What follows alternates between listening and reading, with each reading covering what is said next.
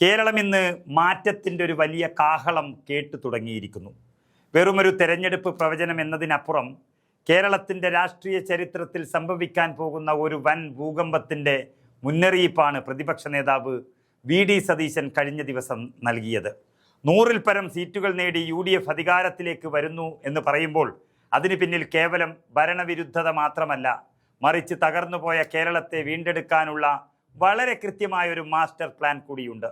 മുഖ്യമന്ത്രിയുടെ കസേര ഇളക്കുന്ന CPM-ന്റെ അടിത്തറ തോണ്ടുന്ന തരത്തിലാണ് ഓരോ ചുവടും ടീം UDF മുന്നോട്ട് വെക്കുന്നത്. കഴിഞ്ഞ 10 വർഷത്തെ ഇടതുഭരണം കേരളത്തിന് സമ്മാനിച്ചത് വലിയ കടബാധ്യതയും അഴിമതി ആരോപണങ്ങളും മാത്രമാണെന്ന തിരിച്ചറിവ് ജനങ്ങൾക്കിടയിൽ ശക്തമാണ്. ഈ സാഹചര്യത്തിലാണ് ഭരണവിരുദ്ധ വികാരം ആളിപ്പടരുന്ന തീ പോലെ നിൽക്കുമ്പോൾ അതിനേക്കാൾ വേഗത്തിൽ UDF-ന്റെ വികസന നയങ്ങൾ ചർച്ചയാകുന്നത്. കേരളത്തിൻ്റെ സാമ്പത്തിക അടിത്തറ ഇന്ന് തകർന്ന നിലയിലാണ്. കടമെടുത്ത് മുടിഞ്ഞ ഒരു സംസ്ഥാനത്തെ രക്ഷിക്കാൻ UDF ആദ്യം ചെയ്യുന്നത് കടുത്ത സാമ്പത്തിക അച്ചടക്കമാണ്. പിണറായി ഭരണത്തിൽ നാം കണ്ട ആഡംബരങ്ങൾക്കും ഹെലികോപ്റ്റർ യാത്രകൾക്കും കോടികൾ പൊടിക്കുന്ന PR വർക്കുകൾക്കും UDF അന്ത്യം കുറിക്കും. അനാവശ്യ പരസ്യങ്ങൾക്കായി പാഴാക്കുന്ന ഓരോ രൂപയും സാധാരണക്കാരൻ്റെ കൈകളിലേക്ക് ക്ഷേമ പെൻഷനായും ചികിത്സാ സഹായവുമായും എത്തിക്കുക എന്നതാണ് UDF-ന്റെ പ്രഖ്യാപിത നയം. കടക്കെണിയിൽ നിന്ന് മോചനം നേടാൻ വിദഗ്ധരടങ്ങുന്ന സാമ്പത്തിക കൗൺസിൽ രൂപീകരിച്ച് കേരളത്തെ ഒരു പുതിയ ദിശയിലേക്ക് നയിക്കും. കാർഷിക മേഖലയാണ് UDF-ന്റെ ഏറ്റവും വിപ്ലവകരമായ ഇടപെടൽ ഉണ്ടാകാൻ പോകുന്ന മറ്റൊന്ന്. റബ്ബർ കർഷകരും നെൽകർഷകരും ഇന്ന് പട്ടിണിയിലാണ്.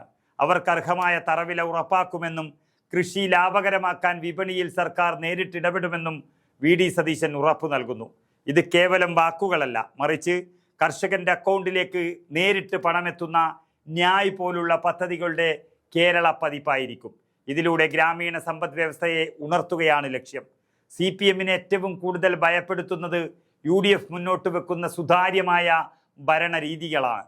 പിൻവാതിൽ നിയമനങ്ങൾ വഴി പാർട്ടിക്കാരെ തിരികെ കയറ്റുന്ന രീതി ഇനി നടപ്പാക്കില്ല. PSC വഴി അർഹരായ ഉദ്യോഗാർത്ഥികൾക്ക് ജോലി ഉറപ്പാക്കും. പാർട്ടി ഓഫീസുകളിൽ നിന്ന് ലിസ്റ്റ് കൊടുക്കുന്ന കാലം അവസാനിപ്പിക്കും. മെറിറ്റും കഴിവും മാത്രമായിരിക്കും ജോലിയുടെ മാനദണ്ഡം. വ്യവസായം തുടങ്ങാൻ ആഗ്രഹിക്കുന്നവർക്ക് ചുവപ്പു നാടകളില്ലാത്ത ഒരു നിക്ഷേപ സൗഹൃദം, അങ്ങനെയുള്ളൊരു അന്തരീക്ഷം കേരളത്തിൽ സൃഷ്ടിക്കും. ഒരു സംരംഭകൻ പോലും ഇനിയൊരു ഭരണകൂട ഭീകരതയ്ക്ക് മുന്നിൽ തളർന്നു വീഴില്ല എന്ന ഉറപ്പാണ് വി.ഡി. സതീശനും UDF-ഉം നൽകുന്നത്. ആരോഗ്യമേഖലയിൽ പഴയ പ്രതാപം തിരിച്ചുപിടിക്കാൻ കാരുണ്യ പോലെയുള്ള പദ്ധതികൾ കൂടുതൽ കരുത്തോടെ നടപ്പിലാക്കും. പണമില്ലാത്തത് കൊണ്ട് ഒരാൾക്കും ചികിത്സ മുടങ്ങില്ല. ഉന്നത വിദ്യാഭ്യാസ രംഗത്തെ രാഷ്ട്രീയവൽക്കരണം പൂർണ്ണമായും അവസാനിപ്പിക്കും. സർവകലാശാലകളിൽ CPM സെൽ പ്രവർത്തിക്കുന്നതിന് പകരം അക്കാദമിക് വിദഗ്ധർ ഭരണം നിയന്ത്രിക്കും. നമ്മുടെ മക്കൾ പഠനത്തിനായി വിദേശത്തേക്ക് പലായനം ചെയ്യുന്ന അവസ്ഥയ്ക്ക് UDF അറുതി വരുത്തും. അതുപോലെ തന്നെ പ്രധാനമാണ് ക്രമസമാധാനം. പോലീസിനെ പാർട്ടി അടിമത്വത്തിൽ നിന്ന് മോചിപ്പിക്കും. സ്റ്റേഷൻ ഭരിക്കുന്നത് ലോക്കൽ സെക്രട്ടറിമാരല്ല, മറിച്ച് നിയമമായിരിക്കും. ക്രിമിനലുകൾക്കും കൊട്ടേഷൻ സംഘങ്ങൾക്കും ഭരണത്തിൻ്റെ തണലിൽ വളരാൻ കഴിയില്ല. സ്ത്രീ സുരക്ഷയ്ക്കും കുട്ടികളുടെ സംരക്ഷണത്തിനും മുൻഗണന നൽകുന്ന ഒരു പോലീസ് സംവിധാനം നിലവിൽ വരും.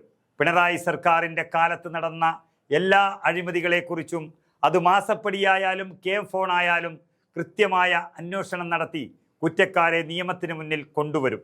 ജനങ്ങളെ വെല്ലുവിളിച്ചും പരിഹസിച്ചും ഭരിക്കുന്ന മുഖ്യമന്ത്രിയുടെ ശൈലിക്ക് പകരം ജനങ്ങളുടെ പരാതി കേൾക്കുന്ന, അവരോടൊപ്പം നിൽക്കുന്ന ഒരു ഭരണകൂടത്തെയാണ് വി.ഡി. സതീശനും UDF-ഉം വിഭാവനം ചെയ്യുന്നത്.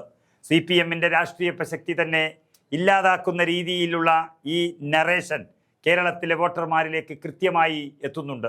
ഇത് കേവലം ഒരു അധികാര കൈമാറ്റമല്ല, മറിച്ച് കേരളത്തിൻ്റെ പുനർജന്മമാണ്. അഴിമതിയും ധൂർത്തും സ്വജനപക്ഷപാതവും മുഖമുദ്രയാക്കിയ ഒരു സർക്കാരിനെ തൂത്തെറിയാൻ 100 സീറ്റുകൾ എന്ന ലക്ഷ്യം UDF അനായാസം മറികടക്കും.